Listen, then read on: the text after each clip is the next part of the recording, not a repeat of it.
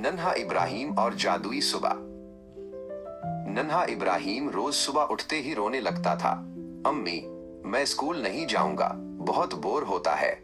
वो कंबल में छुप जाता और आंखों से आंसू बहाता। अम्मी नरमी से कहती, इब्राहिम बेटा, स्कूल जाना जरूरी है, वहां तुम बहुत कुछ सीखते हो। मगर इब्राहिम के कानों पर जूं तक नहीं रेंगती थी। एक रात जब वो नाराजी में सो गया तो अचानक उसने ख्वाब में एक चमकता हुआ दरवाजा देखा। दरवाजे पर सुनहरी हुरूफ में लिखा था, खुश आमदीद फैंसी स्कूल में, इल्म की जादुई दुनिया में। इब्राहिम ने हैरत से दरवाजा खोला तो सामने एक चमकती हुई स्कूल की इमारत थी। दीवारों पर रंग बिरंगे गुब्बारे और उड़ती हुई किताबें थीं।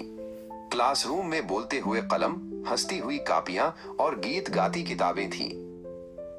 एक किताब आगे आई और बोली, इब्राहिम, तुम हमें रोज छोड़ देते हो और सुबह स्कूल जाने से रोते हो, मगर देखो, स्कूल तो मजे की जगह है।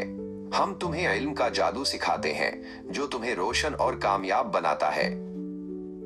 इब्राहिम ने हैरत से पूछा, क्या वाकई स्कूल इतना जादुई होता है? कलम ने खुशी से हंसते हुए कहा, हाँ, फैंटासी स्कूल में हर सबक एक नया जादू है जो तुम्हारे दिमाग को चमकाता है और तुम्हारे ख्वाबों को हकीकत बनाता है। कॉपी ने प्यार से कहा, अगर तुम सुबह खुशी से स्कूल आओगे तो हम तुम्हारे सबसे अच्छे दोस्त बन जाएंगे। इब्राहिम की आंखें चमक उठें। उसने कहा, मैं वादा करता हूं कि अब कभी नहीं रोऊंगा। कल से स्कूल मेरी खुशी की जगह होगा। अगली सुबह जब इब्राहिम जागा तो वो मुस्कुरा रहा था।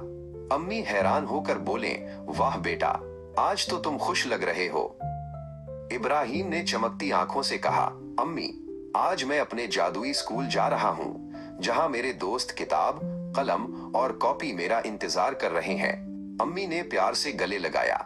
वो दिन इब्राहिम की जिंदगी का नया आगाज था। अब वो हर सुबह खुशी से स्कूल जाता, नए सबक सीखता और सबको कहता, स्कूल जादू नहीं, जिंदगी की सबसे बड़ी खुशी है।